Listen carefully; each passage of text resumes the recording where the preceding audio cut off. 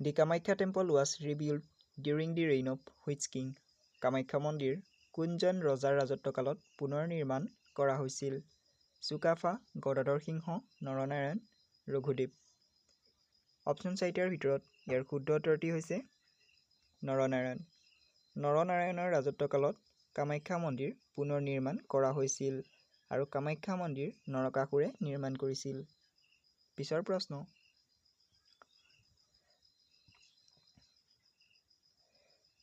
What was the capital of Pala dynasty of Kamrup? কামৰূপৰ পাল বংশৰ ৰাজধানী কি আছিল? শদিয়া, কামৰূপ, তেজপুৰ, দুৰ্জয়া। অপশ্যন 4টাৰ ভিতৰত ইয়াৰ শুদ্ধ উত্তৰটি হৈছে দুৰ্জয়া।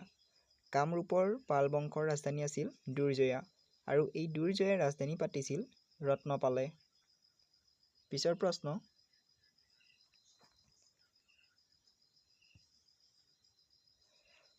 Which of the following Ahom king signed the Treaty of Majuli with Koch King Naranarayan?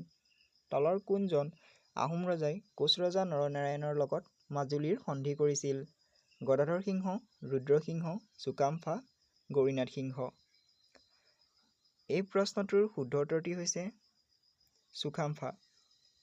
চুকাম্ফা বা জয়ধ্বজ সিংহই নৰনাৰায়ণৰ লগত মাজুলীৰ সন্ধি কৰিছিল 1563 চনত। পিছৰ প্ৰশ্ন, Hem Saraswati was the member of which king's court? Hem Saraswati কোন ৰজাৰ ৰাজসভাৰ সদস্য আছিল? নৰনাৰায়ণ, দুৰ্লভনাৰায়ণ, ৰঘুদেৱ, পৰীক্ষিত। অপশ্যন 4টাৰ ভিতৰত ইয়াৰ শুদ্ধ উত্তৰটি হৈছে দুৰ্লভনাৰায়ণ। দুৰ্লভনাৰায়ণ কমতা ৰাজ্যৰ ৰজাৰ ৰাজসভাৰ সদস্য আছিল হেম সৰস্বতী। পিছৰ প্ৰশ্ন,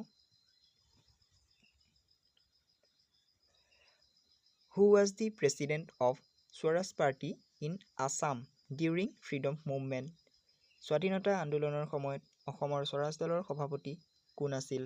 মণিৰাম দেৱান, তৰুণৰাম ফুকন, নবীন চন্দ্ৰ বৰদলৈ, চন্দ্ৰধৰ বৰুৱা। অপশ্যন 4টাৰ ভিতৰত ইয়াৰ শুদ্ধ উত্তৰটি হৈছে তৰুণৰাম ফুকন। স্বাধীনতা আন্দোলনৰ সময়ত অসমৰ স্বৰাজ দলৰ সভাপতি আছিল তৰুণৰাম ফুকন। পিছৰ প্ৰশ্ন, Dimapur was the capital of which dynasty? Dimapur কোন বংশৰ ৰাজধানী আছিল? চুতীয়া, আহোম, খাচী, কছাৰী। অপশ্যন 4টাৰ ভিতৰত ইয়াৰ শুদ্ধ উত্তৰটি হৈছে কছাৰী। ডিমাপুৰ কছাৰী বংশৰ ৰাজধানী আছিল। পিছৰ প্ৰশ্ন,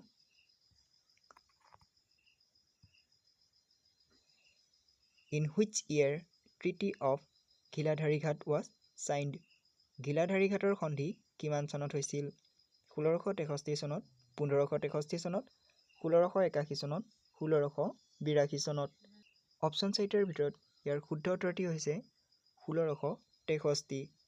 আহোম ৰজা জয়ধ্বজ সিংহ আৰু মোগলৰ মাজত 1663 চনত এই সন্ধি স্বাক্ষৰিত হৈছিল।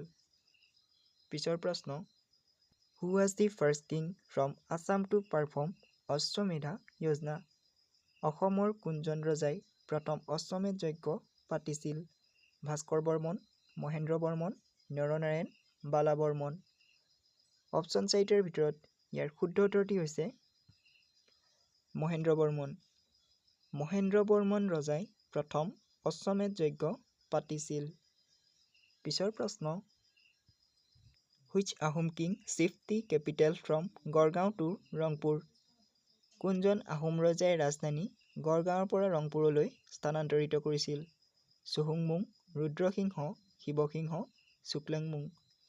অপশ্যন 4টাৰ ভিতৰত ইয়াৰ শুদ্ধ উত্তৰটি হৈছে ৰুদ্ৰসিংহ। ৰুদ্ৰসিংহই গড়গাঁৱৰ পৰা ৰংপুৰলৈ ৰাজধানী স্থানান্তৰিত কৰিছিল আৰু ৰংপুৰৰ পৰা যোৰহাটলৈ ৰাজধানী স্থানান্তৰিত কৰিছিল গৌৰীনাথ সিংহই। পিছৰ প্ৰশ্ন, In which year Chukafa established Ahom kingdom in Charaideo? চুকাফাই কিমান চনত চৰাইদেউত আহোম ৰাজধানী পাতিছিল? উত্তৰ 1253 চনত চুকাফাই চৰাইদেউত আহোম ৰাজধানী পাতিছিল।